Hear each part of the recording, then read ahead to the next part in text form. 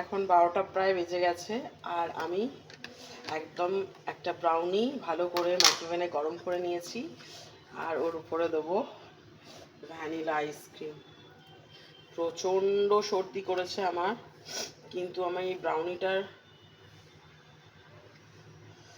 উপরে এটা লোভটা আমি কিছুতেই ছাড়তে পারলাম না। অকিঞ্চন এনেছে এই ব্রাউনিটা, এই ব্রাউনিটার সাথে আমি ভ্যানিলা আইসক্রিম দিয়ে এখন খাবো।